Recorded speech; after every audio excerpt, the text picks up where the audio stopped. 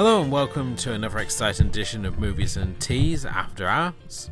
I'm your host, Elwood Jones, and joining me, of course, is my wonderful co-host, Miss Kim Lowe. Hello. And tonight is a bit of a change from our usual format, not only because it's an After Hours episode, but this is also our first box set binge, as tonight we're going to be looking at the Netflix exclusive Love, Death and Robots from David Fincher, a project which originally started off as a remake of Heavy Metal, and along the way got reworked into this unique anthology tales which is kind of reminiscent in many ways of things such as like Black Mirror and the Animatrix, as well as obviously Heavy Metal itself. The series sees Fincher working with Tim Miller here to craft 18 unique episodes which focus on a variety of sci-fi and horror topics, as they look at stories that involve sentient objects, robots, vampires, werewolves, and other fun topics. Most of these stories come in with many unique twists, which we will try not to ruin too many of if you've not checked out the series already. But I know personally when I watched it, I was just so excited about it, and I was saying to yourself, Kim, that like I just sat down and like binge watched this series in like 2 days. You have to see this show, and I think since it came out, it's sort of like really through word of mouth. It's really sort of picked up a lot of sort of press. A lot of people have been checking out, much like Black Mirror. But I mean, were you sort of aware of this coming out, or is it just basically sort of just appeared to yourself on Netflix? I have a lot of stuff on sci-fi and love and robots and all that stuff, so it was actually recommended on my list already. Okay. So it had already popped up when it I think I had gotten the notice from Netflix when it was about to go on, so I was interested in it. But I kind of have like my days where I'm not like all sci-fi and whatnot, but I mean, after you had mentioned it to me, I definitely like boosted it up, and after we decided to put it into the After Hours, obviously I had waited until, before the recording to watch it, just to keep it, more fresh in my mind. I mean, as I said, this is a show which takes in many different topics and ideas. So, being an anthology series, every single episode is standalone story, and they're all sort of very short stories. I think the longest that any episode runs is about 20 minutes, but most are around the 6 to 8 minute mark, which makes it really a series that's really easy to binge. And the fact that if you don't like one story, then you may find something you like with another. And I know that, certainly speaking to people prior to this episode, everyone sort of got their favourite episodes, and we're probably going to be sort of touching on a few of our own personal favourites. But where should we really sort of start with this? I mean, there's so many different ideas here, so I think what we can start with is something a little bit more overall. So, like, the overall idea of it, the concept of it, how we feel about, like, even how the episodes are presented, like, how the anthology kind of paces itself forward. Those are all elements, I think, that are really important to talk about, especially, like, because I think probably, like, 17 out of 18 of these was all animated. So there's also kind of like a lot of style, a lot of different styles, and a lot of different animation techniques that were used into these. And then there's a different, type of, some of them humor. There's a different genre to each of them also that we can also touch on.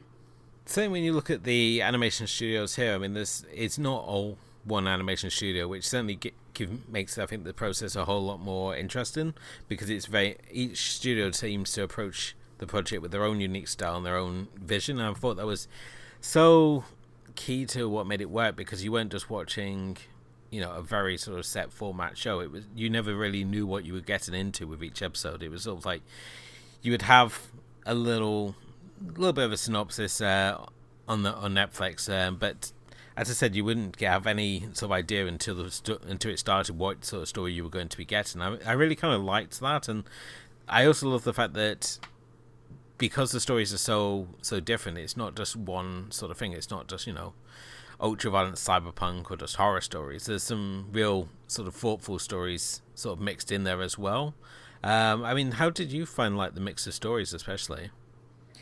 I think it was good. I mean, for one, like, you kind of, like, the way it started was a bit more, comedic. But then, the difference shifts so fast, right? You have kind of like a more relaxing one, and then you have some really quirky ones, and then some that kind of like is just kind of like one piece by itself, which is just like a slice of a story, but you never really like, it starts in the middle of something and then it ends, and then it feels like it's incomplete in some ways as well. But there's like, I think like different genres they use, and even like the different levels of, say, violence, and, you know, I guess some of them are kind of gory, some of them are kind of creepy. There's so much depth to each of these, and it gives it so much more, like, it stands out so much more, because that's the power of anthologies, right? Is that there's always something that you're gonna like. There's always some sort of style, and, you know, if an anthology is really good, chances are you're only gonna be like, I like this one a little less, but I still kind of like it and appreciate what it is. And I think that's where Love, Death, and Robots really stands out, is that no matter how weird it is, somehow it still works. And I mean, especially like when you have like a story where like yogurt is your ruler or something, right? That's completely out of the world. And then they pair it up with some animation style that's a little bit more, I guess a little bit more juvenile. It's very like childish. It's kind of like a comic strip in a certain way.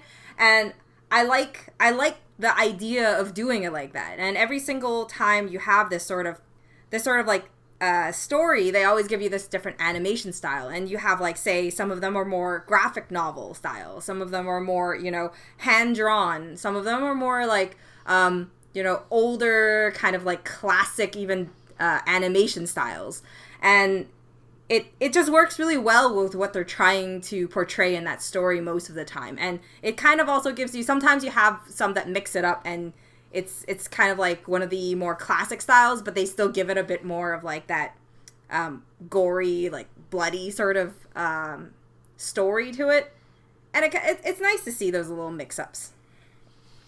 Yeah, I mean, I was actually very surprised the show has taken off in the way it has. I mean, certainly, I think the fact that Black Mirror is obviously being pushed by Netflix, and a lot of people really sort of jumped on board with that, and the fact that a lot of these stories have the same sort of like twist endings and you can see the sort of similarities in style between the two properties. That I think that's helped bridge the gap. And I mean, the other thing which made me really sort of question it, I mean, obviously from my own sort of personal taste, I watch a lot of adult animation, a lot of anime, so to see things such as like violence and sex and bad language from animated characters, it doesn't really sort of faze me as much. But I would say it's like, Joe moviegoer, who's obviously not used to, when they think of like animation, they're used to sort of like, Disney, or whereas the sort of, if they think of something bad sort of language and stuff, they think of like South Park and stuff, or Family Guy, and this is like pushing it to the extreme and sort of like using animation for the complete freedom that it provides, because obviously if you're doing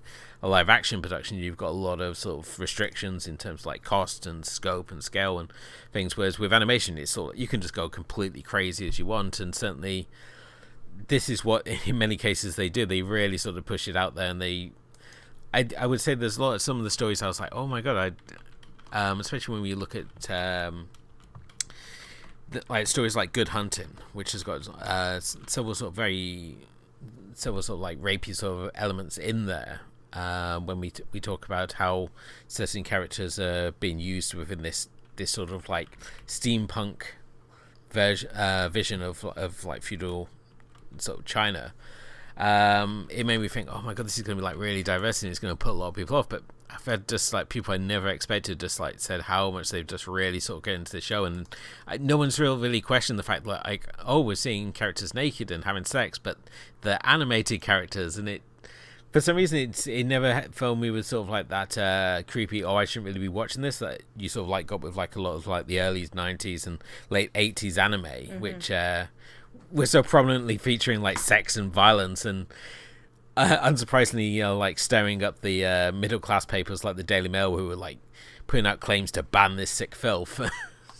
So it was like a real throwback in many ways to those sorts of properties, and so for some reason, like everyone I've sort of spoken to has not been like phased at all, which is really surprising. And it really, makes me hope. I really hope now, obviously, that this property obviously got greeted so warmly that they do obviously do a second season, because I think now I've had this sort of taste. It's like I just want to see more. I want to see what other stories you can tell within this world. So. Yeah, and I think that you make I think when you bring up Good Hunting, that's also one of the elements that makes Love, Death, and Robots really good. Because when you first look at, say, Love, Death, and Robots, obviously the name, you kind of automatically will, even the way it's portrayed, you kind of have an idea it's more of like a science fiction sort of heavy sort of anthology. And while that is true, a lot of them is, revolving around like, kind of like futuristic or space or robots in general. They also have a lot of other elements. You have some, more fantastical creatures and supernatural creatures. And at the same time, you also have, and I like the fact of how they were able to bring in a lot of different elements in culture. For example, like when you brought up Good Hunting, that was focused around an Asian belief. And, when you talk about the fox spirit, it's one of probably the most recognized Asian spirit that appears in TV series and appears in, you talk about it, and they are considered to be kind of like, sly and whatnot. And in the story, they kind of give it like a different angle, while obviously, the ending has its own twist to it, right? But there's, I like the fact of you have this kind of like, we have this one, and then we also have kind of like the more modern Hong Kong setting with, say, The Witness. And then we have kind of like, we also head to, places like you have like the Russian War in another story, and then that sort of different setting really gives it a little bit more strength also. Yeah, definitely. I feel that. I mean, obviously, with the name as you said already, I mean, it gives this idea that it's just going to be sort of like, sci-fi shows, but it never feels like restricted by by the premise at all, and it's quite happy to go in any number of directions. If they think there's an interesting story to tell, then they're more than willing to tell, and it very much, you can see the heavy metal influence which runs through it. And if you're obviously not familiar with heavy metal, it was an adult publication. This is actually still running. That originally started in France and was brought over to the UK and America and translated. And Kevin Eastman, who created Teenage Mutant Ninja Turtles, he left that property to go and work on heavy metal, and is now sort of like the lead editor over there. And they're basically, as I said, they're sort of like fantasy and sci-fi stories, and they're just, as I said, they're sort of renowned for featuring like these big boobs, like ultra vixens, like the old sort of like Conan paper cut sort of design characters. And the fact that they focus, as I said, on like sci-fi and fantasy, and they just have a very sort of adult orientation to them. And it gets this idea of taking a format which some people may dismiss as being like, a format for like kids, and instead going, no, that you can do adult stories within like the realm of comic books and graphic novels, and you can do it the same with animation. And I just love the fact that while Fincher was obviously struggling, and obviously Tim Miller, who did Deadpool, has been like spent years trying to get their remake of Heavy Metal off the ground, and they're approached by Netflix. Certainly Fincher's got his production deal with Netflix at the moment, because he did was it Mindhunters, I believe, Mindhunters, yeah. And this is part of that same deal. So he sort of like brought it in. It's like, we'll just rework that heavy metal property and create this Love, Death, Robots. And all the more credit to them, because I think I'm just so glad that they did, because it's not only a unique property for Netflix, but it, as I said, it finally gives me a companion piece to the Animatrix, which was a collection of short animated stories to tie in with the release of The Matrix Reloaded and Matrix Revolutions, where it basically expanded upon ideas and told like the history of the Matrix universe. And here, when you put it side by side with this, and certainly put in the original like animated version of Heavy Metal, it's just forms this wonderful collection of stories and ideas that you can just sort of like group together. And I just love the fact that with Lord, Death and Robots, we finally got this sort of continuation, this expansion of themes and ideas once again being explored. So But I think, I think this brings up another point that it's a bit, aside from Love, Death, and Robots, but I think that this is kind of like the power of Netflix and I guess any other streaming service you can think of at this current moment who's developing their own stuff, is it gives this platform for, even like renowned movie producers and directors to kind of have a platform to go into, less kind of like riskier projects, more original properties to kind of, where their imagination goes, maybe that might not get greenlit with bigger studios because it might be a bit too ambitious, or, it also gives, like, say for Love, Death, and Robots, it also gives a platform for short stories to, shorts to have a platform to show themselves. Because, I mean, who would, like, where else would you be able to show off a bunch of shorts? And God forbid, if you go to enough film festivals, you know how many shorts are released in a year. Yeah. And most people don't really want to, share all of it on YouTube for free. And no one's going to be willing to pay for it. And no one really knows shorts as well as, unless you're kind of like us, where you're doing, you review movies, or you're in the circuit pretty much. So I think that it's a really great thing that, say, Netflix opens up this avenue to take on these projects.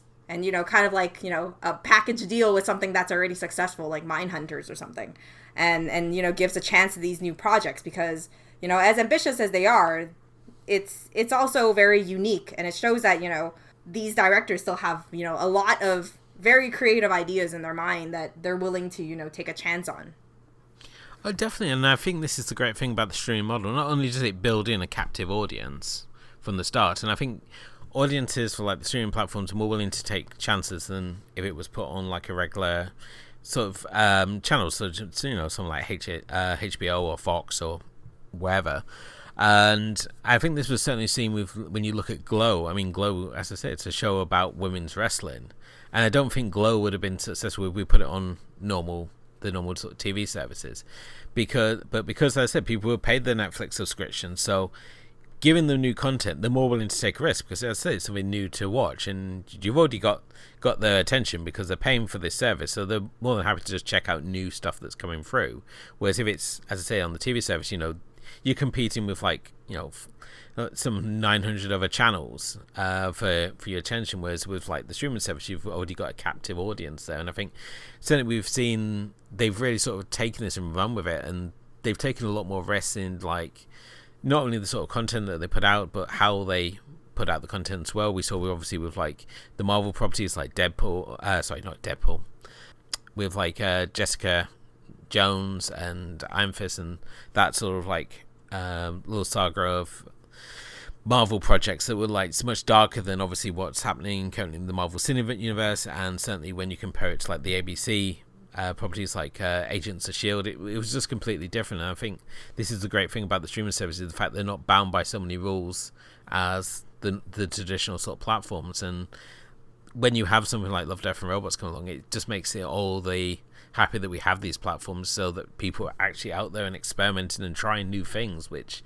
let's face it, is what keeps things interesting. I mean, who would have thought that Game of Thrones would be like the biggest show ever? I mean, when that came out, it was like, oh, it's a fantasy show, and I mean, nobody really cared about fantasy. Lord of the Rings had been and gone, and it obviously goes on to become like the biggest show of all time, really. So which finally ended. I know. I mean, it didn't end the way that people perhaps didn't want, and I know everyone's complained about the last season, but we're not here to talk about Game of Thrones. We're here to talk about Love, Death and Robots and how awesome that is. So yeah. So, I don't know. Is there anything else you want to talk about that's spoiler free, or should we go into spoiler territory? I think, I think we're going. I mean, we're obviously going to try and avoid. Yeah, like semi-spoilers. Let's say we're going more in depth into, say, the episodes themselves and a little bit more in detail. They're 18 episodes, and I think the easiest way to do it, we're going to sort of group together certain episodes because they share a theme or an idea, and there's other episodes which are more sort of standalone. So I mean, if we start obviously with like the groups of episode, and we'll come back to the sort of experimental ones in a minute, but I mean, certainly on the side of robots, I think is a good place to start. And here we've obviously got episodes like Good Hunting, Suits, and Blind Spot. Now, obviously these are ones which obviously they take a lot of the elements of mecha. Certainly when we look at things such as like Suits, which is said on this idea of you got farmers on the moon who strap themselves into giant mecha suits to battle giant bugs. It's kind of like Starship Troopers. And I don't know about yourself, Kim, but I really like giant mecha. So anytime I see people like strapping themselves into giant like battle suits, it's like, oh, this is so good. Yeah, and then on top of that, you have the starting guy. I forgot his name, and he when he straps himself into the suit, it looks a lot like the suit that's in Aliens. Oh, the power loader. Yeah. Yeah, I mean it's so well. Certainly with Suits, it's like you think he's he's just the farmer. It's sort of like, oh, there's trouble out in the fields. Better go and check it out. And you think he's gonna get into his combine or his tractor. It's like, no, he's gonna get into his battle suit. And all the other farmers have got their own suits, and they're all at the same time they've all customized their suits in their own like unique ways. And they're these big clunky sort of suits. They're designed for work purpose. They're not like designed to look pretty. Yeah. And as I said, it obviously descends into unsurprisingly chaos. But as I said, it's the first sort of example really of just like where you're introduced to what you think you get. You think you're getting one thing, and then it's sort of like, no, we're going to give this a twist, and it's like, yeah, they're not farmers. They're farmers on the moon, and they're going to have suits, and they're going to have like battle bugs. It's all at times. It's sort of like a perfect example of what the show's about. Is like at times you can feel like you're inside the mind of a hyperactive teenager. Yeah, someone who crossed like a mecha story with an alien story in an intergalactic world. Maybe that story, the Dome or something like that, or something like that. Yeah. So it's kind of like. It's a big mishmash of things, but it's really fun, and I think that as the story goes, there are a lot of fun elements, and then there are like they have some really like rowdy characters, and they do feel a lot like the typical or the stereotypical farmers that we kind of feel is there, especially when we start and we talk about like that scarecrow that's sitting around, and at some point, it comes back into play. And there's just a lot of like, little details that they put into the story that really works for this one. And plus it's, it's just so colorful and stuff, right? But I mean, in the like this is good because it's, they use those mecha little robot suits and stuff like that, and it's very nice. And then, it kind of matches well with, say, you were talking about, you were pairing this up with Blind Spot, and that one as well. That one is just, if we talk about, kind of like in the sequence of things, I would say Blind Spot is more like, pure just robots, because everyone in there is just robots, right? They're acting out. And then Suits is kind of like humans in robot suits. And then Good Hunting is kind of like a transformation process.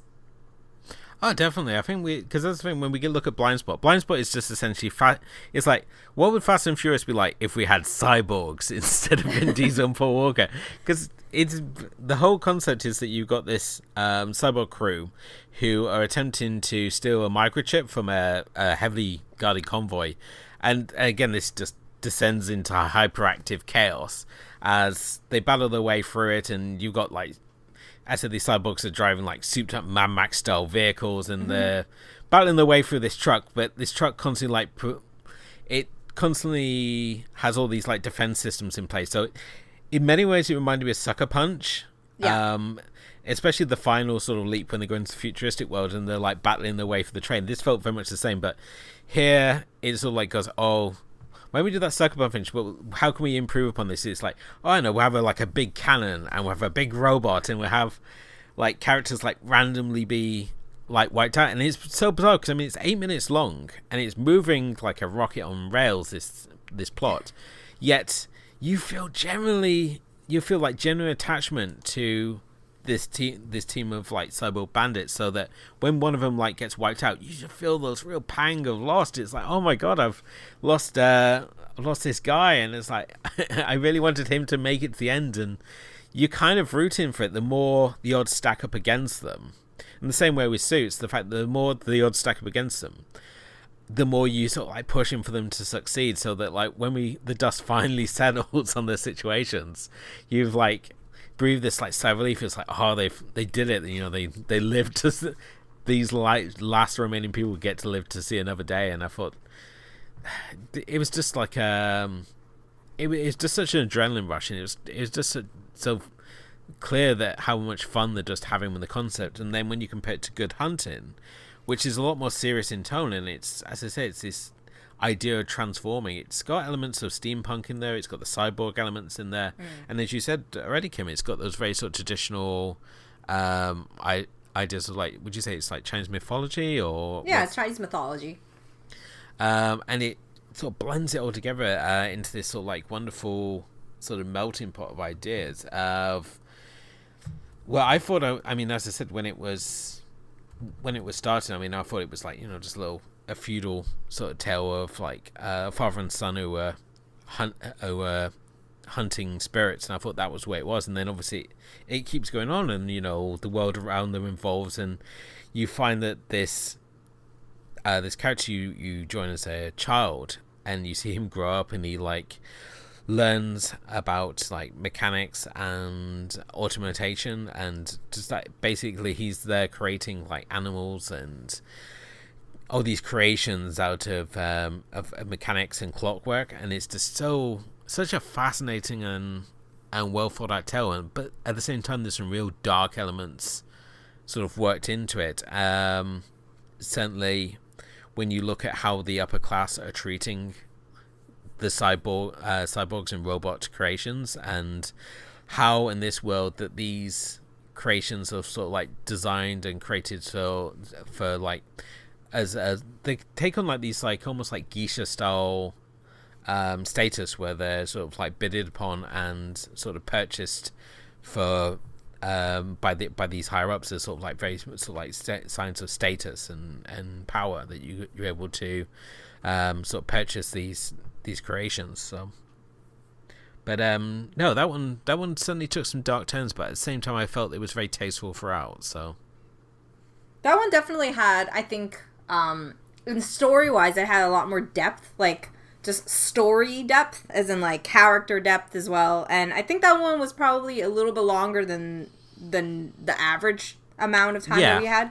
So it actually had a little bit more, you know, it had some historical value to it, obviously some steampunk and alternate reality as an alternate future sort of style to it.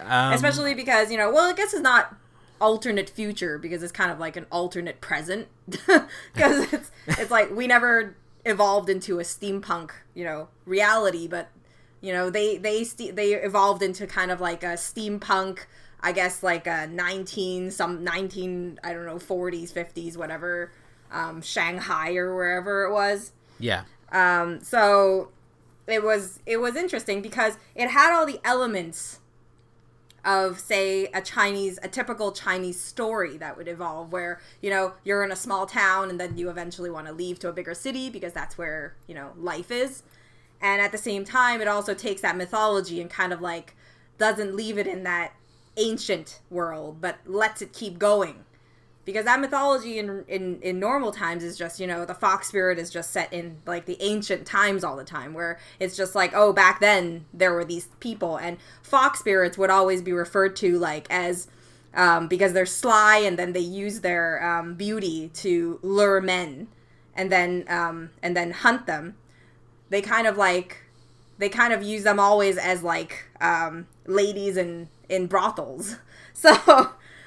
So it was kind of like, you know, they had a little play on that, the belief of and the stories of the past, but put it more into like a steampunk reality, like steampunk situation. And I think that's a really nice twist to it, especially because, you know, I've been exposed to this Chinese mythology a lot, so I understand it a lot. So it felt like, you know, it's very creative to do it this way. Yeah, definitely. I love the idea of magic being replaced by technology. Yeah. The fact that we got this Huli Jing named, I think it's Taoxiao Jing, Taoxiao Zheng, sorry. And the fact that because the magic is leaving the world and being replaced by technology, she becomes human in form. Ultimately finding a way to revert back to her fox spirit form, perhaps in a way that sort of like matches up now with this very technology driven world. And I thought that was such an interesting journey her character took, and as especially it's you can understand her the sort of like focus she now has when the story ends, and she's like able to return to her original form, and what she now sets out to do. I think that was such the journey as a whole just really sort of made a lot of sense to her. Yeah, and it was really nice because the story itself originally starts with a fox with 9 tails. And in the beginning, we see her. She only has 1 tail.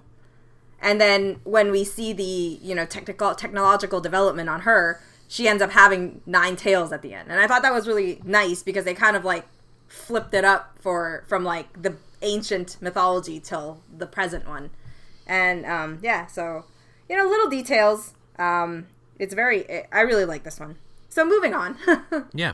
What's the next category we're going to look at? Next category we're going to look at is the horror category. And there's only 2 stories that really sort of fall into sort of very traditional sort of horror category, and that's Sucker of Souls, which is vampires, and Shapeshifters, which is werewolves. And I mean, vampires for myself don't really do a lot for myself, so despite the fact that, I mean, these are very feral vampires that we see in Sucker of Souls, I felt it was like the weakest entry in this collection of stories. Shapeshifters, on the other hand, it's a really fun tale. As I said, it's werewolves being used in Afghanistan because they've got obviously heightened abilities, so they've got improved sight and they got improved reflexes. So they're being used by the US military, and at the same time, these 2 werewolves that have been sort of recruited, they're sort of scorned by their fellow soldiers who think they're freaks, and they discover that they might perhaps not be the only werewolves in the country, leading to the inevitable showdown of the werewolves that this ultimately builds to. But Shapeshifters I thought was a really, really, really fun tale. As I said, it's always fun to see a werewolf tale, and certainly with the freedom that this property provides, it really sort of takes it to some fun extremes, and the animation in this episode in particular was just absolutely stunning. Whereas Sucker of Souls is sort of like there's some fun jokes in there. I mean, there's you obviously got this team of mercenaries that are investigating this tomb, and it's sort of like you've got this scientist trying to explain to this mercenary leader it's like how important this scientific discovery they found is, and he's sort of like, we're mercenaries, you've got to pay extra for us to care, which I thought was a fun line. It's like that one was what mercenaries are like hookers pretending to be excited costs extra. Yeah. Yeah, no, Sucker of Souls was, I think, in content, in the concept of the Dracula, it felt a little ridiculous. Like it felt like it landed a lot weaker, like you said. But in terms of, like, say, the comedy, it was like there was a lot of one-liners, and you kind of had that whole expendable mercenaries sort of one-liner fun stuff, like that sort of fun was in there. And I think that I enjoyed that part more than the actual Dracula bit. Whereas, like, Shapeshifters was, it had a lot of, I actually, when it started and it was Shapeshifters, and I was like, oh, the first time it, became apparent that it was werewolves, I automatically was like, dog soldiers? True. I could see where you're going with that, but I've never seen Dog Soldiers, so that was just like the title kind of hit me on that level. And it did help that I do know Dog Soldiers is about werewolves. Yeah. The Shapeshifters, in terms of, like the horror element, I don't think both of these were particularly scary. They were one was more comedic, and then the Shapeshifters was kind of a bit more action drama, I guess you would call it. I didn't really see, like, yeah, there was a bit of horror in the sense, you know, of how, like, the gore and the death, and then I guess the transformation was pretty cool too. And like shapeshifters, like you said, the animation itself was what really, you know, won out on this one. It was like, you know, I don't know, in certain ways, you know, we can talk about, you know, Hemlock Grove had that werewolf transformation, which was pretty disgusting. And then you have, you know, Shapeshifters here, who does the werewolf transformation in, like, an animation style. And somehow this one is actually pretty impressive for, you know, just watching it as an animated thing. I really love the shapeshifts because of the freedom obviously animation provides. You can really take it to sort of extremes. So the fact that you've got these powerful creatures just battling each other, and you're not sort of restricted by, you know, a CGI which would look awful, or like a man in a suit, which obviously may look great. Obviously, when we look at things such as, like, you know, the Wolfman and American Werewolf in London, which you've got really great werewolf effects and certainly transformation sequences. Yeah. And then with this, I mean, you've got complete freedom, so you can create these sort of, like, these really sort of extreme situations. And it brought me back to playing a lot of Werewolf the Apocalypse in college.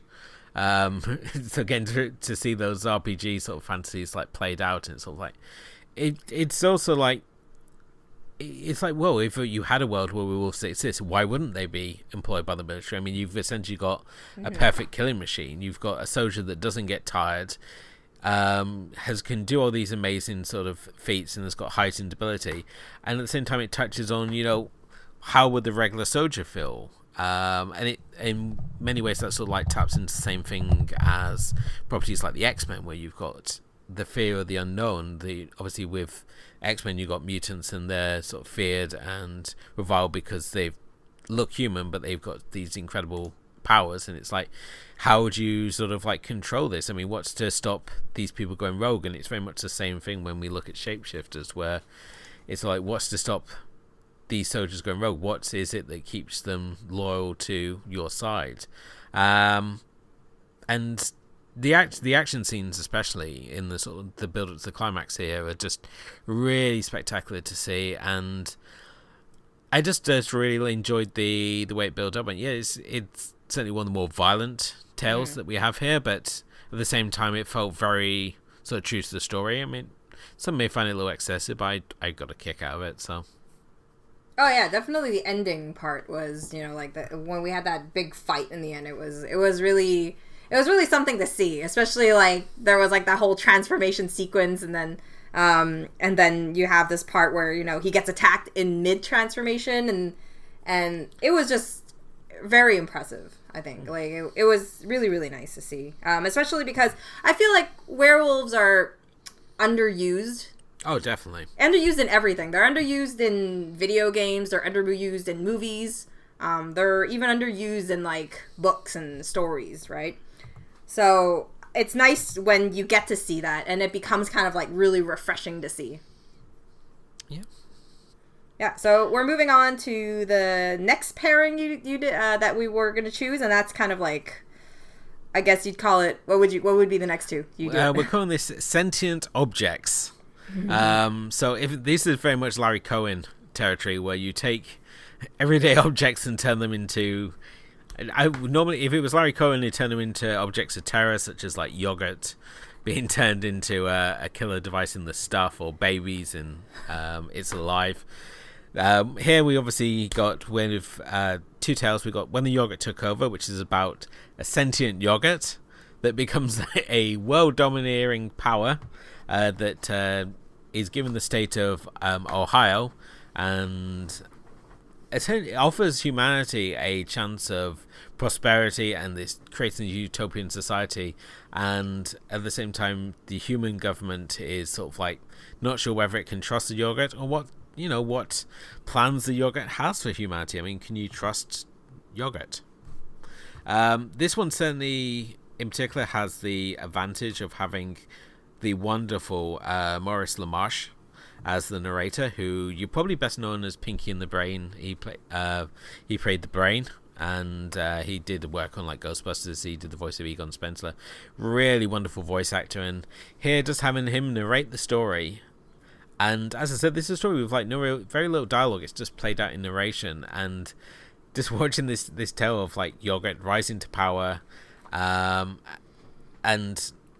I mean the opening jokes alone are worth watching it for. Whereas I think it opens the line, "Oh, when the yogurt took over, we all enjoyed the jokes. It was like finally a government with culture."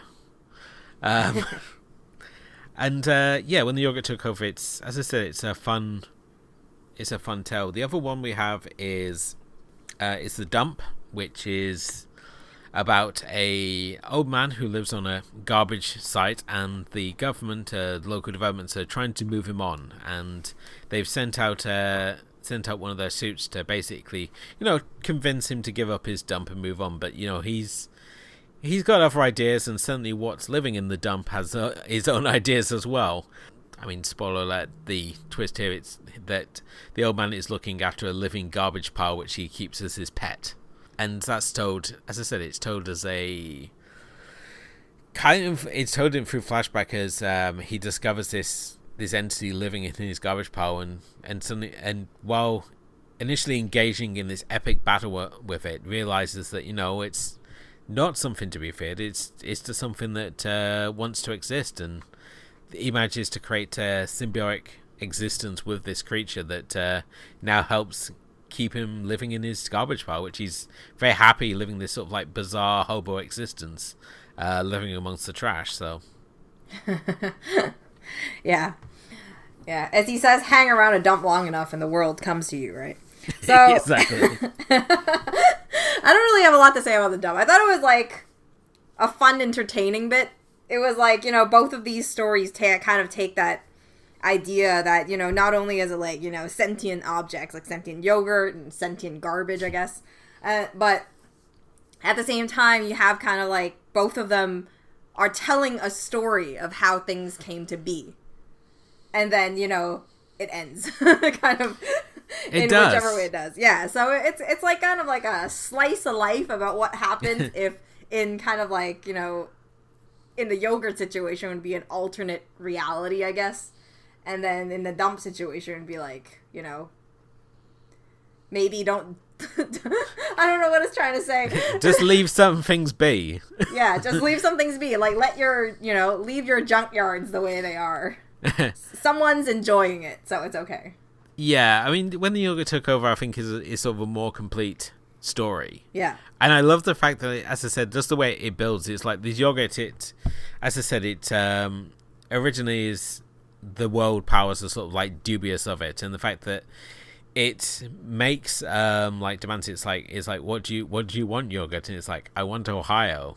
And the government's like, oh, we're not sure we're going to give you Ohio. And it's like, well, China will happily, do it, help support us. So they give them Ohio, and obviously Ohio like rises to Europe, like this utopia, while the rest of the world sort of collapses because they choose not to follow the yogurt's instructions.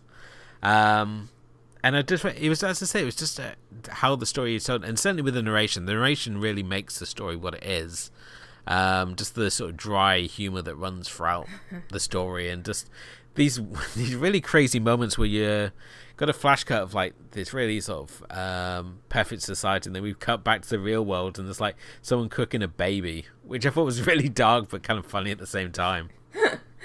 The yogurt one was just both. I honestly, both of these were kind of like quirky and weird, but it kind of worked because we had gone through, like, I think where they slotted into the anthology is really good because it kind of like breaks up between some categories that we've been going through. Yes. So it really does kind of changes the pacing a little before it kind of like shifts back into another type of story. Oh yeah, definitely. And in many ways it reminded me, to refer back to the Animatrix, there's a 2-part story called The Second Renaissance, which explores how the Matrix came to be, how humanity created robots to be servants and to do work so they had more fun and play, and we basically turned on the robots because of this fear and paranoia. And with the day the yogurt took over, it's very much the same, where we have this thing that we've created and we start to doubt and grow concerned about it, only for us to realize that our creation has outsmarted us. And in much the same way that the robots take over in the Second Renaissance, and we ultimately get jammed into the Matrix to become human power sources. In the obviously when the yogurt took over, the yogurt evolves past us, and we're sort of like left in this sort of situation where, you know, should we have listened to the yogurt? Was it sort of like inevitable that we would end up in the situation that we do by not following the yogurt? I mean, we're here talking about bloody sentient yogurt here. I mean, it's one of those things you don't think you're going to be doing when you set out to talk about these things. So, yeah, that's true. But yeah, I mean, I like a lot of these stories. It leaves it very open-ended as to what the ultimate fate of these characters is.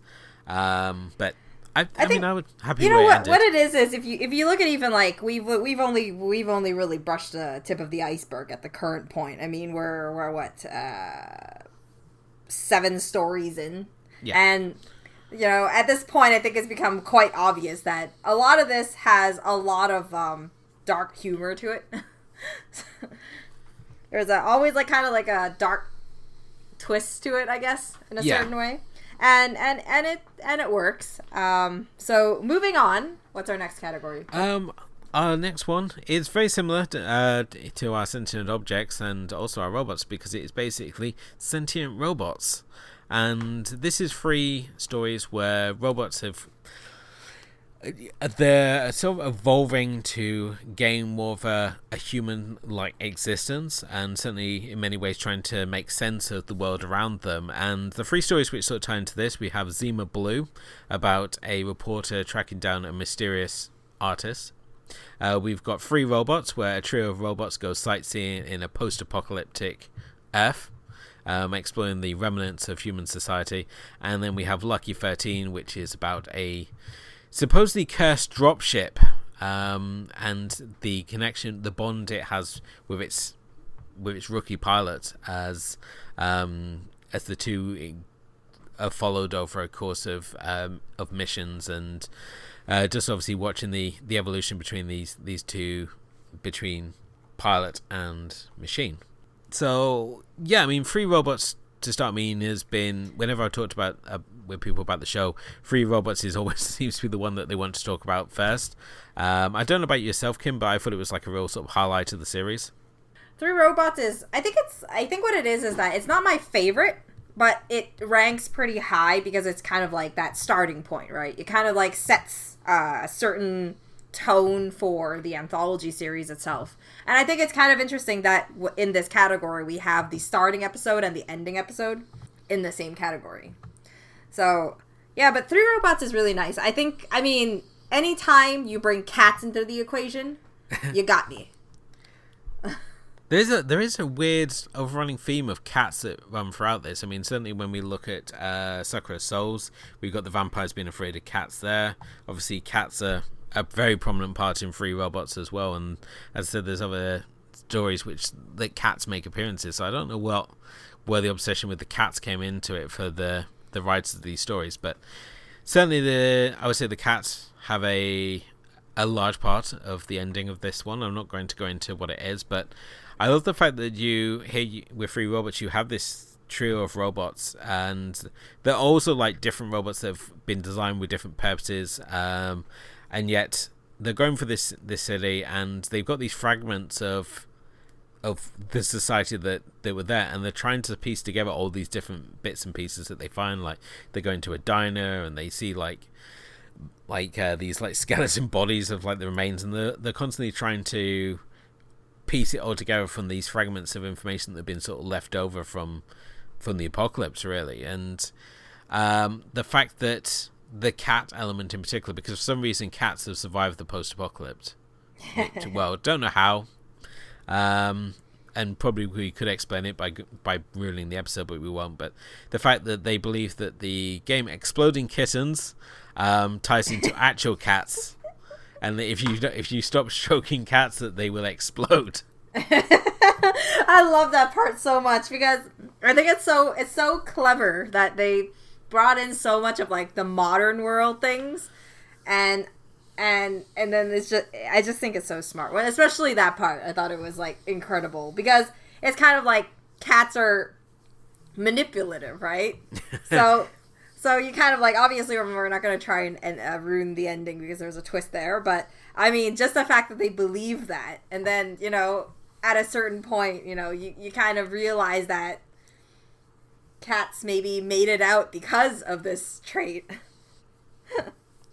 Oh, definitely. And when we move on to Zima Blue, I mean, Zima Blue in many ways, it ties in very much to Good Hunting in its sort of endgame. And here we obviously got this reclusive artist called Zima Blue who has, over the course of his career, like created these like huge murals where he's sort of focused on this single shade of blue, and he's in this fantastical world. He's managed to keep making these larger murals and to like incorporate into like celestial bodies, and they become like these universe spanning projects. And it's through this report to Claire, she meets with the artist, and it starts revealing his backstory as it builds up to reveal his like final work.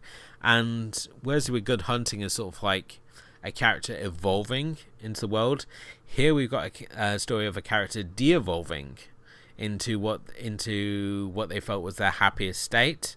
And I mean, I don't know about yourself, Kim, but I was so touched by this story. I was almost a little moved. It was good. I honestly was I thought it was so clever and so interesting to see how, like, you know, the devolving part, right? Yeah. And just like the story itself kind of was hinting towards what he was, you know, talking about the entire time. And I think it kind of like has this whole background, you know, concept behind, you know, how we all kind of fall back to our original form at a certain time. You know, you always go back to where you started it's pretty much kind of like the story here. Yeah. And I mean, Zima Blue in particular, it really surprised me, especially when I was speaking to people about it. And I expected that the reaction to this one would be like the reaction of the audience that are gathered for the unveiling of this final masterwork by this artist.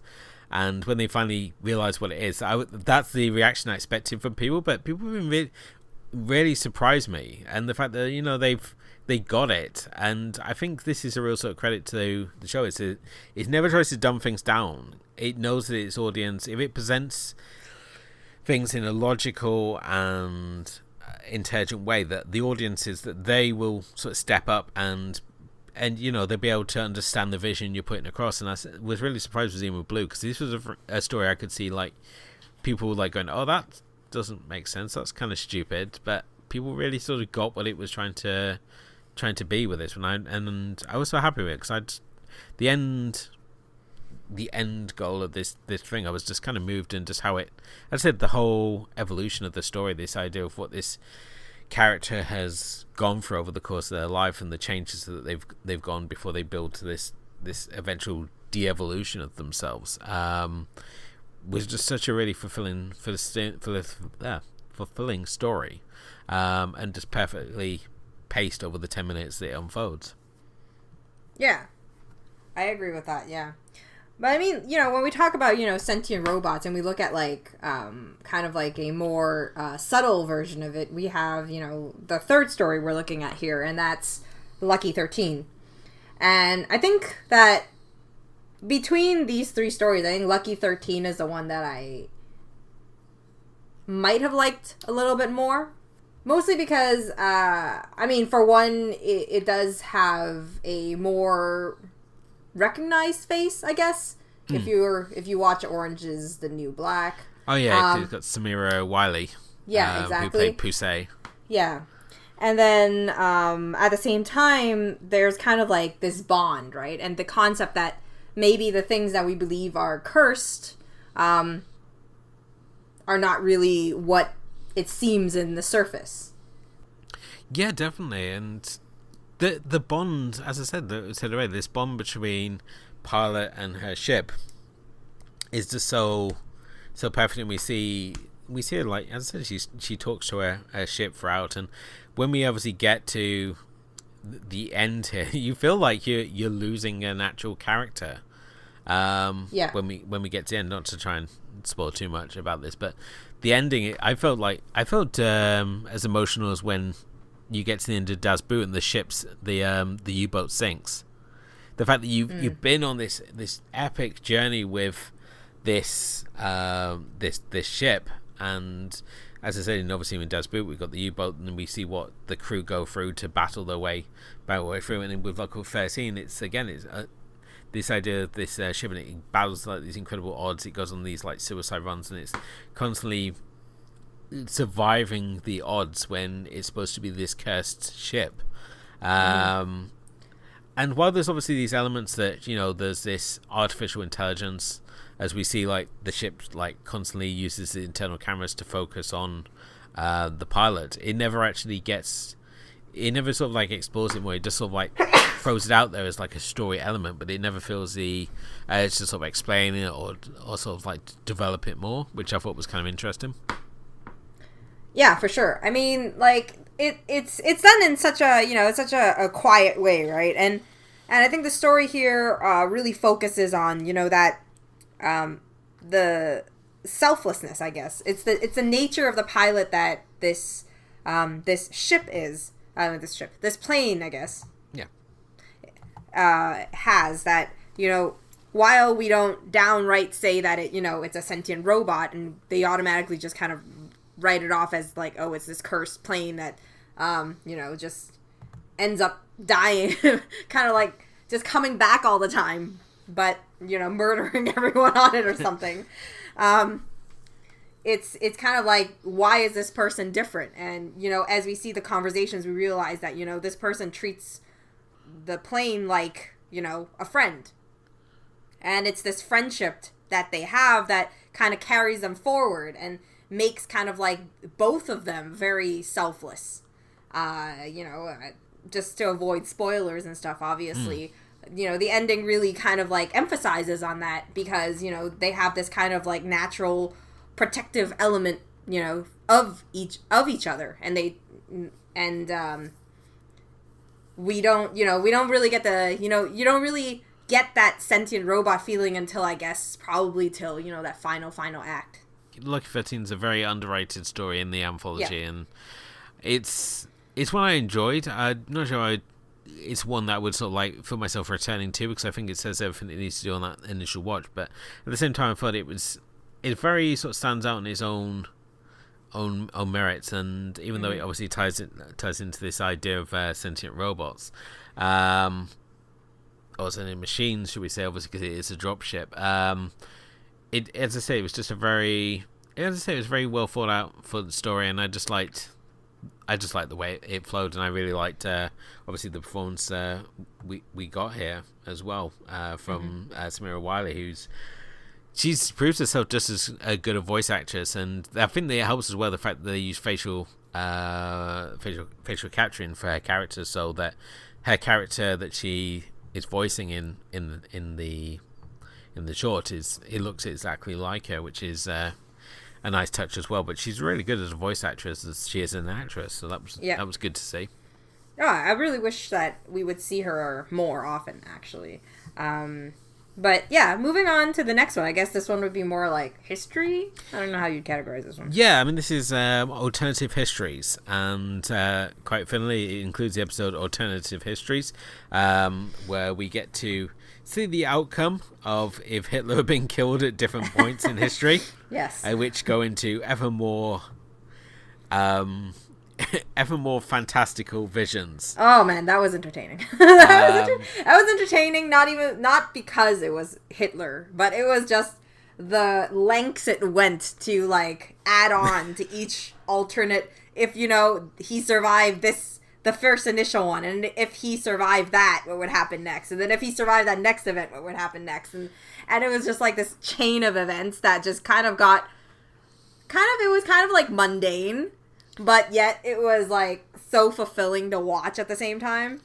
Oh yeah, because the first three are kind of like, that that could have happened. So, like, what happens if he's beaten up outside the Academy of Fine Arts? What happens if he dies there? And the second was like, well, what happens if he gets killed by a runaway wagon? It's like, well, I could see that happen. And then we obviously get to like number 4, and it's like, what happens if Hitler's killed by a gelatin encasing weapon developed by Russian aristocrats? And then it's like gets to number 4, and it's like, what if Hitler died during an orgy with 4 Vietnamese prostitutes? And what happens if Hitler was like died in a meteorite strike which wiped out all life on Earth? And all of them end with who lands on the moon.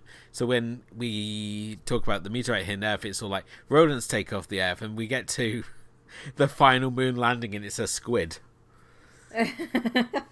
Yeah.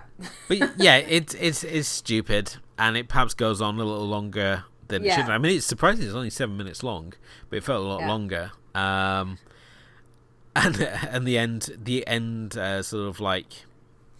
The end sort of like prospect of a sort of story is sort of like, what if Lincoln shot first?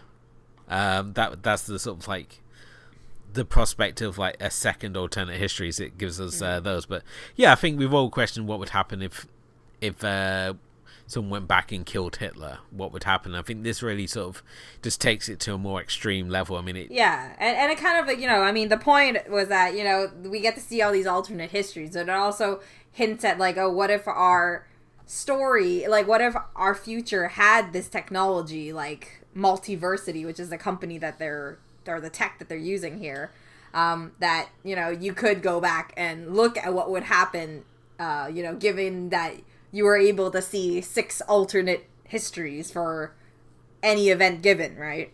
Yeah. And it makes it really fun to see, well, maybe the next time we're going to get one and it's going to be like the follow-up of this one, right? If we get a season 2. Obviously, these 3 alternate histories are slightly silly. They're slightly silly, except for, I would say, Secret War is a little bit more serious, I guess, in that sense. Yeah, Secret War, it's much like Sucker Punch. It ties into the idea of like what happens if the Russian army had brought forth demons to fight for them, but only for them to lose control. So you've got this idea of during World War II, you've got the Red Army who are fighting against demon forces, a secret war that's happening in World War II, and I mean that's it's kind of like a boy's own adventure. It's not really about the horrors of war or anything like that. It's just this real sort of blood and snot adventure style story set in like the codes of Russian winter. Which, I mean, if you're like a fan of things like the Metro series of games and those sort of like alternate Russian sort of histories and that, then you really sort of get a kick out of it. I really liked it. I like anything that's sort of like alternate Russian history, especially because a Russian accent just sounds incredible, and to put it in this sort of concept of like where they're just sort of like relying on the Russian sort of fighting spirit and grit that despite the fact that we're in these blizzards and we've got all these horrible conditions, we're gonna like fight to the last man to die this like heroic death to stop this evil force sort of escaping. So whereas obviously in like Sucker Punch we had like steampunk Nazis or something like that, here we've obviously got demons, and it's just pretty much the same concept, but a lot of fun for 16 minutes.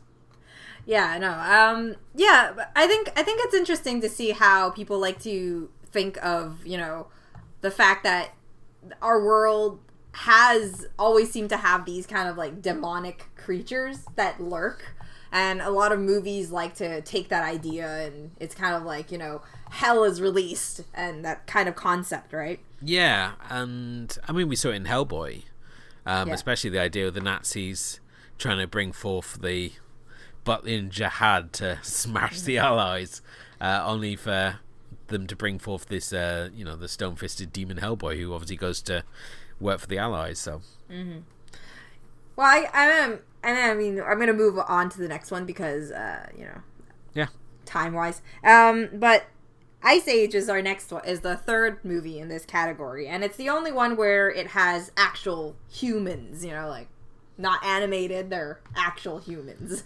And they're actually pretty familiar faces. We have Topher Grace, which I was less excited to see because I'm not a big fan of him. Oh, really? And we have Mary Elizabeth Winstead, which I haven't seen since 10 Cloverfield Lane. Okay. You also got John DiMaggio, who's the voice of Bender in Futurama. So that maybe just myself then. I was excited to see that. I don't watch Futurama, so I don't know. Yeah, I mean, Ice Age here. I mean, Ice Age takes a concept that's been used numerous times before. I mean, it was used in Futurama and it's been used in The Simpsons, where you basically have a small civilization that appear in an unlikely situation. In this case, they find this couple called Gail and Rob. They find an antique refrigerator and they discover that in the freezer compartment that this little miniature civilization had been frozen in time, and that when they defrost, they evolve at this rapid rate. So they go from like medieval and industrial evolution, eventually evolving into this futuristic society. And every time that they close and open the fridge door, they've sort of taken this next evolutionary step, ultimately leading to their own sort of destruction, as these things often do. So, well, it's a story I've seen many times before. I thought it was fun. Oh yeah, it was, you know, like, Topher Grace is good in small doses, I think. Extended movies, not so much. But, no, I had nothing against this one. I thought it was kind of, like, weird, but it kind of worked in its own way. It didn't feel like it was anything too special, but I think it had kind of, like, its little messages in it, too, like, you know, they would close the fridge when there was, like, war going on. It's kind of like people hiding away in a certain way from, you know, destruction of the world. Yeah, that sort of idea. I especially love the bit where they inevitably devolve into thermonuclear warfare, and you just see this like explosion that just like leaves Rob with blackface. He's just like caught in the blast of this nuclear explosion that's happening in his freezer. So, and we're now on to sort of like the odd episodes, because there are some episodes here which are just sort of like one shot ideas here, and the first of these would be The Witness, which is basically it's a reworking of Rear Window, set in a futuristic society where someone witnesses a murder and finds himself being pursued, only for the whole story to ultimately come full circle at the end and the whole process to start off again. A little oversexed in places, and it went on a little too long, but very stylized. Kind of reminded me of Mirror's Edge in many ways, the way it was shot. So yeah, no, there was like that there was a swap between like a first person and then a third person style. I can see where you're talking about the Mirror's Edge, and on top of that, you know, the girl kind of had that, you know, exaggerated makeup and that sort of style that really went with that sort of idea. I actually, I know it was a bit oversexed, but I kind of really liked this one. This one was probably one of my, you know, top 5. Oh, really? Yeah. I really liked the setting. I really liked like the cleverness. I always like stories. I kind of have a thing for stories that kind of like doing a full circle sort of story, because I always find when you're able to do a story like that, it kind of gives it this really neat twist, and it kind of gives you this kind of like interesting way of seeing how the story can evolve, and you know, you don't really know it you know, like, you know it, but the characters don't. So it's interesting to see how this story came about, and it was kind of like a fast-paced chase scene. Yeah. So it was really, I thought it was a lot of fun. Okay. Next we got Helping Hand, which is like an extreme version of Gravity in many ways. It's exploring about why space basically explores why space is a horrible, horrible place to work. And possibly it reminds me in many ways why space is just absolutely scary. As all how, as we have a astronaut who is basically attending a faulty satellite in Earth's orbit. However, during the process, her suit is damaged by a stray screw, and basically she's found herself adrift in open space, and the rescue team aren't going to be able to make it to 58 minutes, at which point she's going to be dead because she only has 14 minutes. So she has to come up with a way to get back into the ship, which results in a very unique MacGyver style solution, to say the least, but one that I'm sure if we had someone who knew anything about, physics, would be able to tell us whether it's accurate or not, whether it would work or not. But certainly for myself watching it, it felt like the theory was sound. Yeah, for sure. I think it was more like this one really worked, not in the, I don't know if the physics of it would work, but in the sense that it was really like the shock aspect of it. I think it was constantly like doing things to kind of like shock you. And, when things get bad, they can get real worse. Like Murphy's Law was definitely with her that day. Yeah. And I mean, obviously, we just on our previous episode, we talked about the Europa report, where a similar situation presented itself, and it's like, clearly here we have the solution all along. If only they'd seen Love, Death and Robots, they would have been sorted. So, but no, I mean, it's got some grotesque elements, but I liked it. It works. It's very it's very gripping story. And I think that's one of those stories that the more gripping a story is, the more it kind of like gets engraved in your mind a little bit more. And it has to do with the grotesque and has to do with all the like the little elements to it. And plus, this character was pretty likable. I think she had like really she had an attitude that I personally enjoyed watching. That's great.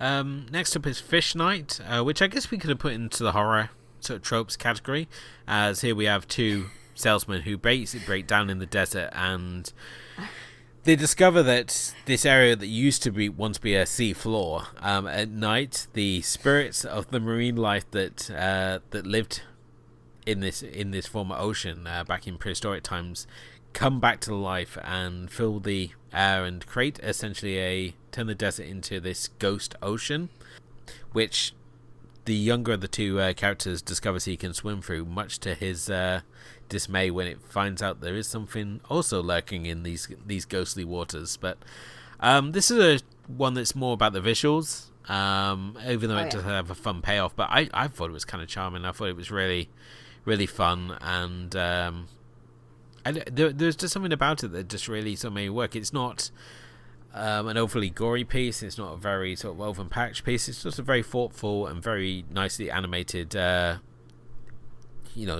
story. Just a concept that's just fun to watch.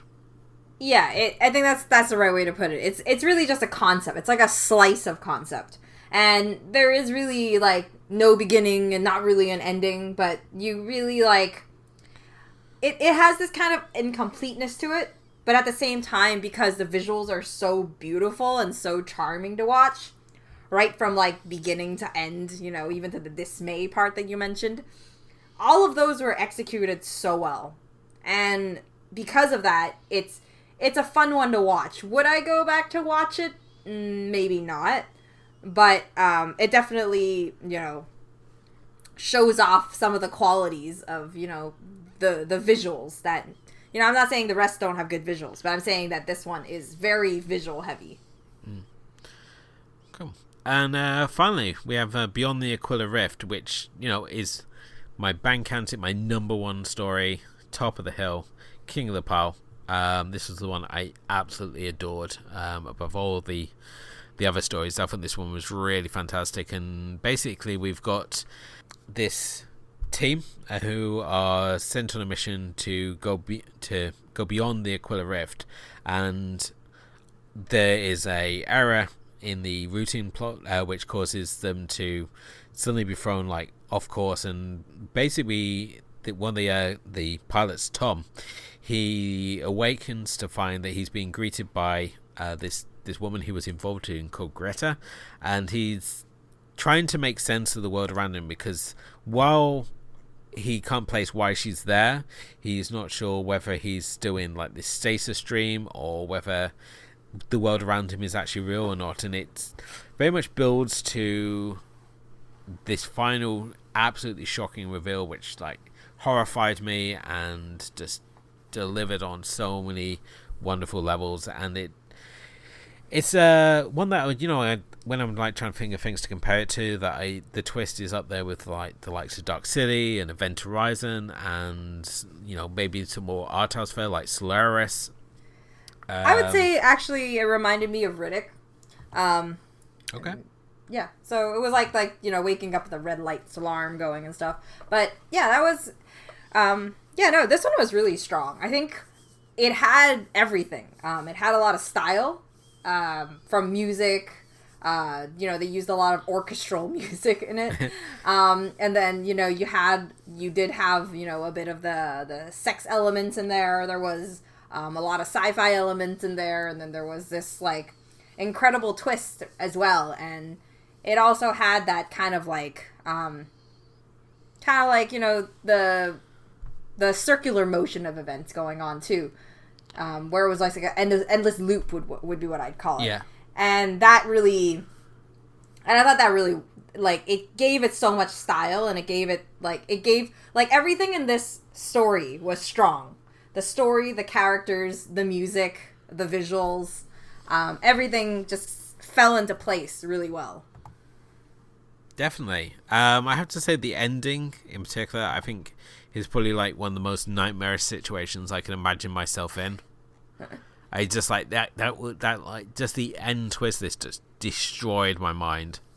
I was like, I cannot think of like the more horrific situation to find myself in, and I think it has a lot to sort of like tie into other fears that I have as well. But yeah, just the end game of this particular episode, it was sort of like, in many ways I knew it was coming, but when it's like suddenly confirmed, it's sort of like, oh, I feel what this guy's feeling. And to end, as you said, it ends, so it comes back around and we start the process again. But knowing the truth behind the situation is sort of like, it makes it even worse. And you as I said, it just leaves it open ended, like so many of these stories do. It's sort of like, what's the ultimate fate that's going to befall these characters? But it's just a wonderful, wonderful piece. And while it's probably not the one if like someone said, oh, you know, what would you say to start with? I wouldn't perhaps not say to start with this one. Yeah, maybe because I don't know. As you said, it is pretty oversexed in places. Not that it ever. But I mean, you. it is like episode 2 or something, right? So it's not exactly like, you know, they started fun and cheery with 3 robots, and then we hop right into this one afterwards. So it's not exactly like it gives you a lot of breathing space. I didn't realize this until after, but it seems that Netflix changes the order the episodes are shown depending on your viewing. Okay. So certain episodes will appear in a different order, whereas mine started with Sonny's Edge, where people put themselves into, you know, the bodies of killer beasts. Well, we haven't talked. We'll talk. That's the last one that we haven't talked about, so we can talk about that now. And they went into 3 robots. So so this one felt like somewhere around the middle for myself. So cool. Huh. That's interesting. So yeah, if this one was the first on your list, then Kim, what have you been watching? No, mine was 3 robots. Okay. Oh yeah, but that's weird, because on the thing it's supposed to be Sonny's Edge is the first one, but mine it comes out in, I don't know, unless my Netflix decided to freak out, because everything else seems to be in order. Right. Oh no! See, the order here is different. Like I'm looking on the list here. Yeah. Huh. Weird. Okay, I'm gonna have to look into that. So I think it's like go to the husband's account and see if he has the same thing. It's like, what have you been watching? This is in the wrong order. But yeah, according to Wikipedia, the Netflix revealed it was experimenting with a new approach, including a different order of episodes to different users. In response to an accusation, the episode order was based on the streaming company's perception of its users' sexual orientation. Netflix responded via Twitter. There were 4 unique episode orders released to users at random. So, okay. yeah. So, I don't know what I'm watching. Okay, anyways, moving on. We have one final one, and that's Sunny Jazz. We were talking about that just now. I personally, actually, Sunny's Edge is one of my favorite ones. Oh, really? Yeah, it is. I think I liked it for, like, that ending bit. And I don't know why. I like all these, like, really sexed up stuff. it's really fine with weird. me. Huh? it was made me really paranoid though, because when I'm watching this, and as I say, it's like ultra violent and like as I say, it's over sex. I'm like, God, I've just recommended that Kim watch this. What the hell is she gonna think? It's like, because you know, when you see like animated things, it's all right to watch like sex and violence with live actors and stuff, but when you watch it with a cartoon, it sort of, in many ways, it sort of takes on a very deviant edge, which I think we're growing past, as we obviously use animation, become the lines between of what animation can be are becoming all the more blurred. So when you have something like love like this property, that it's not so much of an issue, and I don't think anyone's really raised an issue about it, about the sex and the violence in this. I think violence people are more willing to accept, but sex is something that normally leaves people feel a bit unsure of themselves. But surprisingly, it's never been brought up in anyone I've sort of spoken to. But yeah, Sunny's Edge combines many of these different things here. It's sort of taps into the same vibe as Arena, where you've got, you know, people battling with beasts. I guess it's like Pokemon, the extreme version. Oh, it kind of has that. It has that Pokemon feeling, but kind of like a Pacific Rim feeling also. Definitely. Where, you know, you kind of tap into, you know, the brain, and then you kind of like sync with a creature. And I think that's where it's like, you know, and then they go into an arena and they fight. And I think there's so much elements here about like the underground and you know, the rich versus, you know, just that idea. And then we obviously have Sunny's story of how, you know, she's kind of like, if not the only woman that fights, she's one of the few women that fight in these things. Yeah. So yeah. I was just about to say, I mean, this is obviously set in dystopian London. So happy the fact that we don't fall on the two traditional English accents of either Cockney chimney sweep or posh Londoner. We finally have someone who sounds like an English person on here and have like a proper accent. So it was, as I say, it was surprising the fact that it's set in dystopian London of all places, but you know, the concept's really cool. Yeah, no, this one, I think, you know, Sunny's Edge, I don't want to talk too much about. Mostly because a lot of its greatness comes with its surprise. Oh, yeah. And I think that this one applies even more than all the other stories. Definitely. There's some wonderful creature design in this one as well, which... Yeah, exactly. I think if we get second season, I would love to see more creatures. I mean, obviously we had some wonderful robots and cyborgs and things like that, but you know, it'd be nice to see Del Toro into the mix. Creatures are unlimited. Yeah, it was just like bringing Del Toro. It's all like, hey, Del Toro, do you want to? How about you like give us some monsters? Because we know he's just probably got something in his sketchbook that he's not been able to make a practical effect yet. So, but yeah, so, well, this has gone on for quite a while, so I think, do we have anything, final thoughts on Love, Death, and Robots? Only final thoughts, really. It's just, you know, go check it out. And if you like this, go watch Heavy Metal, and which is 1981 animated Anthology of Stories, featuring John Candy. Doing some voice work there, and it's, as I said, that again, it's like this. It's a wonderful mixture of fantasy and sci-fi stories, and the other one I would obviously recommend as well would be Animatrix.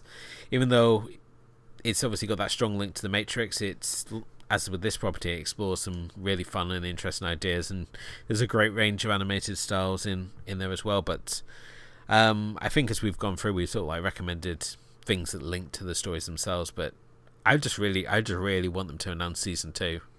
That's all I want right now. It's sort of like, that's what all the gold at the end of the Netflix rainbow is currently, is just lessening on season 2. Because if this is a one shot, I would be so crushed, and especially after all the hype this has got just through word of mouth. It's just come out of nowhere to be this this underdog story of the year. Well, there's still time usually. Like at this point, they're still rallying up how many people, like the more people who are watching it in like the first X amount of months or time frame usually gets them into, whether they're going to greenlight a second season if that's in the works. And that I think totally depends on, the producers that are on the project. But, I don't really know what else to recommend. I dropped a ton of like movies and stuff that relates to a lot of the stories. But I think that if you were going to look for something, because there's a lot of animation here, it actually reminded me of a graphic novel that I read, which is also an anthology series. It's called Wayward Sisters, an anthology of monstrous women. It's an indie graphic novel by TO Comics, which is Toronto Comics. I found that at the Toronto Comic-Con one year and whatnot. And these stories are just very similar, but in terms it actually changes it into kind of like different monstrous women. So they change kind of like the stories that are in there and like takes little mythology bits and whatnot and adds kind of like these surprise endings to it. And incredible amount of creativity in there too. So if you're into graphic novel, I would say to definitely check that out. Fantastic. Well, this brings us to the end of another exciting edition of Movies and Tea. Thank you as always for listening. And if you want to listen to our archive, you can do via listening to us on Anchor or Podomatic or Spotify. And basically anywhere where good podcasts can be found. You can also find our full archive over on our blog, which is moviesandteapodcast.wordpress.com. As well as on there, we've got reviews and other fun bits, including our Friday Film Club, where each Friday both myself and Kim pick a movie, we put it together into a double feature for the weekend. Sometimes there's a theme, sometimes it's just really random movies that we want to smash together to see what happens. And we also encourage you, as always, to let us know your weekend movie watching plans so we can share it as part of our roundup. As always, you can follow us on both Facebook and Twitter and Instagram. We post, as I said, regular stories and things which obviously tie into our season's director. But Kim, obviously when we come back it's going to be season 3, which is really exciting. And do you want to announce now who we're going to be looking at for season 3? We will be looking at Sofia Coppola, and we're starting off with a heavy hitter, so it's going to be kind of like a double feature, I guess. You'll see our list pretty much get updated with our banner soon on our Facebook and Twitter. So I'm excited to obviously to get into it. As I say, it's going to be a change of pace because obviously we've had 2 seasons of monsters and zombies and action and fantastical violence, and now we're going into social satire and indie comedy and alternate drama. History. So it's going to be an interesting comparison, especially for a legacy player like Sofia Coppola. Her family, she comes from a family of filmmakers, and just her family legacy is up there with like the Houstons, or for just like what the advantage, she's like the 3rd generation of filmmaker in her family. So it's going to be really interesting to dive into her work and start identifying some of the themes that exist within her worlds. But we obviously hope you come back and join us for season 3. And thank you, obviously, to everyone who's been joining us for the first 2 seasons and these After Hours episodes. We really appreciate your support. And please do, hit the like and subscribe buttons and leave us a review, as it really helps raise the profile of the show and helps more people discover us. And, recommend us to your friends, spam your enemies. It all helps us, as I said, raise the profile of the show and, allows us to expand our message out there to the masses. So, but thank you, as always, to Kim. And we'll be back next time, kicking off season 3 with Lick the Star and the Virgin Suicides.